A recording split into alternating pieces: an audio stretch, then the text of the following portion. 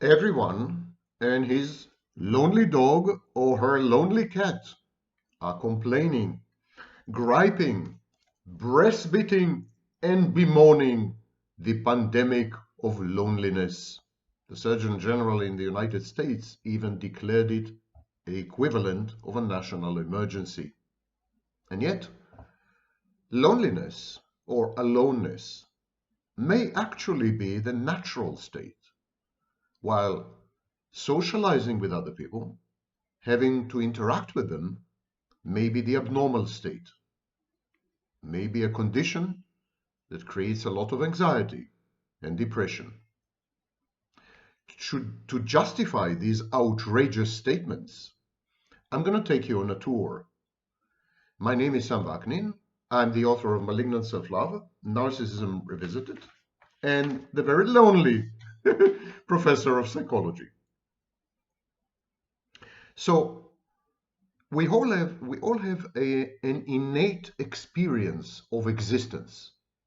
We all come into being and then experience the state of being throughout life.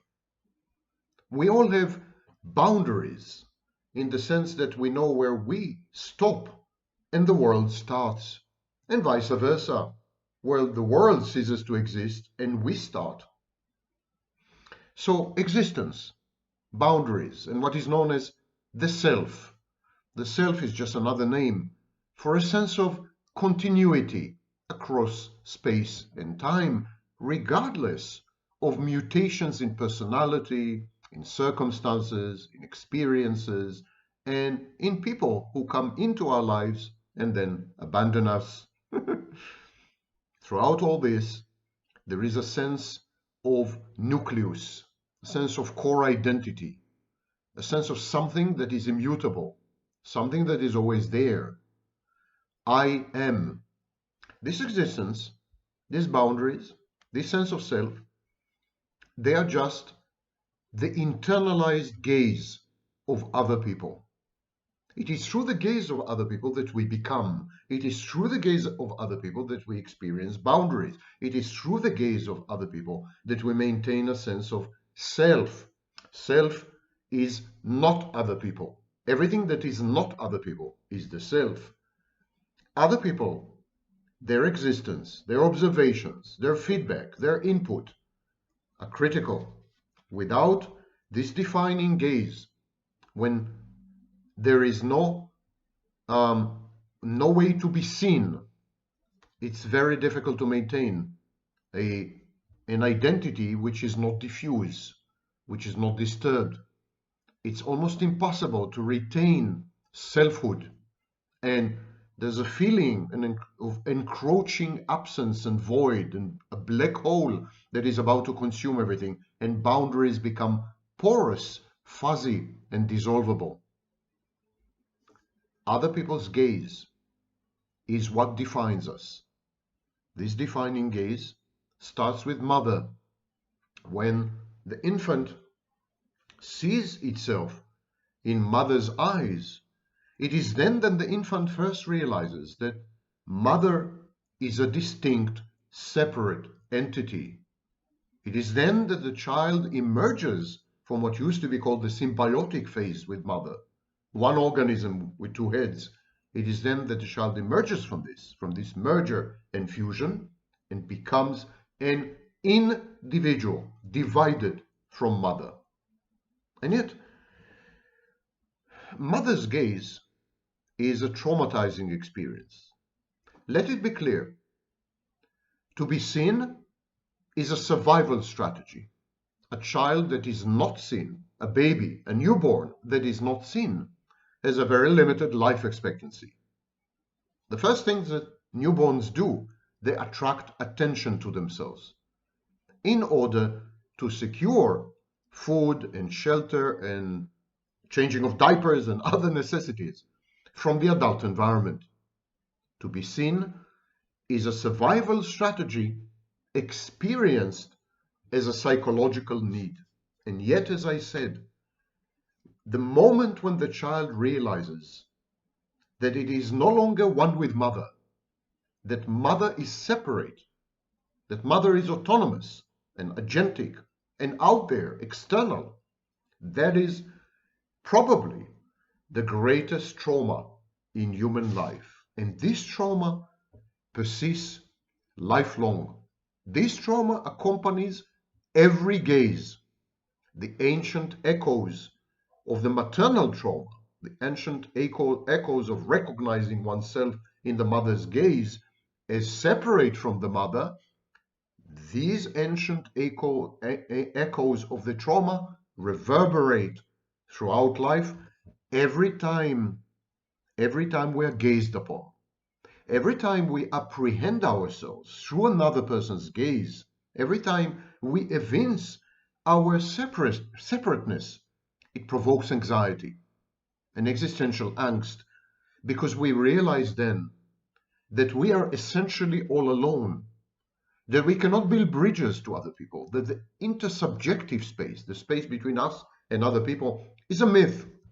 It's just a story, a bedtime story, intended to lull us into sleep and to be a self-soothing fiction. The truth is, this gap between us and other people is unbridgeable, is intraversable, cannot be crossed ever. The intersubjective space is fragmented, is broken. There's no glue that is holding it together. And so, whenever we experience another person's gaze, thereby emerging and becoming separate and external to that other person, at that point, we also re-experience and revisit the trauma. This is called vividness. And when we experience this trauma, it provokes in us anxiety. By definition, therefore, every human contact is anxiogenic. Every touch, every interaction, every exchange and interchange and intercourse with another person leads to anxiety. Because prolonged anxiety leads to depression, results in depression. I think anxiety and depression are the attendant affective hues, the attendant affects, or the attendant states of mind embedded in an integral part of every interaction with another human being. And so we are constructed, we're machines, we're devices that minimize anxiety, strive to minimize anxiety. Our machinery, our mental psychological machinery aims to minimize anxiety and to quell and ameliorate depression. And so we perceive people as triggers of anxiety and depression, and we wish to avoid them, to shun them, to isolate ourselves, to withdraw. And yet we socialize. Why do we socialize? Why do we bring this upon ourselves? Why do we subject ourselves to other people's gaze, thereby triggering in us anxiety? Because socializing with other people is the cost of the gaze. We define ourselves through other people's gaze. We maintain a sense of continuous existence and being exclusively through other people's gaze. We establish the boundaries of the self through other people's gaze. And so we are addicted to other people's gaze. We cannot survive without it. And it is experienced as a psychological need, as I said. And the cost of this gaze, the price we have to pay, is socializing with other people.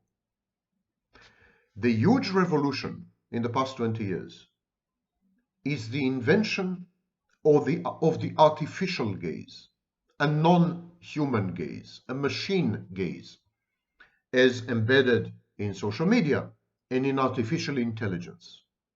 It's a giant revolution in the sense that now we can derive a perception, a self-perception of existence. We can maintain a cohesive, coherent self, personal continuity, boundaries between us and the world. We can maintain all these functions using machines. We no longer need human beings. In this sense, the artificial gaze is cost-free, costless, cost-free. We no longer have to pay the price of socializing with other people, having to tolerate them, having to somehow accept them, having to bear the burden of friction with other people. We no longer have to pay this price, because now we have a perfectly usable and feasible gaze which comes at us from screens. Social media, I mentioned, artificial intelligence is also constructed on the gaze. And this, of course, leads to narcissistic solipsism. We are now given the opportunity to retain our ability to persevere as a continuous entity by using a machine-generated gaze that allows us to disengage from the rest of humanity. And so we become solipsists. We become narcissists. Narcissistic solipsism is a combination of fantasy and the introjection of other people.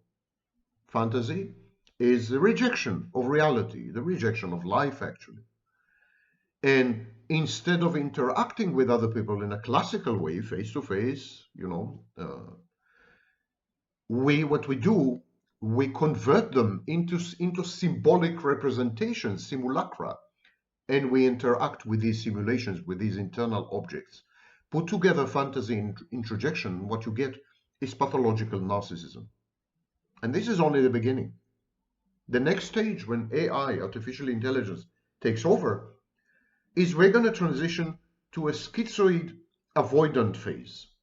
We're going to develop an autogaze, a self-gaze, kind of self-supply. And then we won't even need any external gaze, not even machine generated. We will be able to internalize the machinery of gazing. At this stage in the development of these technologies, the thrust of these technologies is very clear. For example, intimacy challenges the business model of social media and artificial intelligence.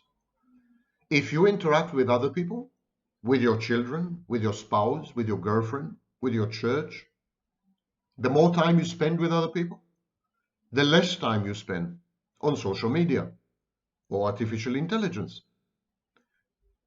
These technologies monetize your attention, monetize your eyeballs. They need you to be glued to the screen. They are sticky technologies. And if you spend this time with other people, this is a time not spent on these platforms, and which reduces their advertising income. So they're constructed to destroy intimacy. Number two, these technologies provide self-sufficiency as a main commodity. Shortly, we're going to have the metaverse, and the metaverse will be an all-inclusive totalitarian universe. You will never have to exit the metaverse. You could do everything through the metaverse. Consult a lawyer, go to work, have sex, order a pizza. You would never have to exit your home. And the universe, the artificial virtual universe that is the metaverse. So these technologies are predicated and premised on self-sufficiency. What does it mean to be self-sufficient? It means you don't need other people. It means you can obtain the gaze without paying the price. It means you can avoid other people, withdraw from society, from humanity, from life itself, from reality, and still be able to maintain a sense of coherent, cohesive, continuous identity. The next element is that even when you do interact with other people virtually, for example, on social media, the parameters of socializing, the parameters of interacting with other people are totally controlled by you. You could, for example, block other people. You could ban other people. So socializing is no longer perceived as a give and take. It's no longer perceived as a synergy. It's no longer perceived as a collaboration or a cooperation where the other party is unpredictable to some extent. The other party has inputs and feedbacks with feedbacks which sometimes don't accord with and don't conform to your own beliefs and values. That's in a normal situation, in a non-technological environment. But technology allows you to control the process of interacting with other people to such an extent that actually you end up talking to yourself within a one-man echo chamber, a silo. And finally, technology associates negative effects with profits. The more negative the emotions, the more profitable the platform. Platforms that are built around fear and anger and envy are the most successful. So negative effects are at the core of both social media and artificial intelligence. Negative effects are conducive to a schizoid-avoidant withdrawal state. Because when you maintain negative effects, when you're immersed in negative emotions, negative thinking, hatred, envy, fear, anger, when you're drowning in all these, in these sensations and feelings, avoiding other people, aloneness feels like a great idea. It's ego-syntonous. You feel comfortable to be alone, and you feel uncomfortable to be with other people, because other people trigger in you negative effects which are uncomfortable. Whereas if you're away from other people, isolating yourself, totally withdrawing and avoiding, constricting your life, the likelihood of negative effects is much reduced. You can rail against the world, you can rant and ramble and what have you, but the consequences are highly minimized. So these four aspects or dimensions of technology in confluence encourage you to avoid other people, encourage you to become schizoid, avoidant, encourage you to actually cater to your own psychological needs by yourself with the help of technology, while not paying the cost of having to suffer them. You can now lead your life completely insulated from the vagaries and vicissitudes and exigencies of human relations. Interpersonal relationships are now perceived as undesirable, and the alternative is very, very irresistible, attractive. And the alternative is of course, to be swallowed, to become the ghost in the machine.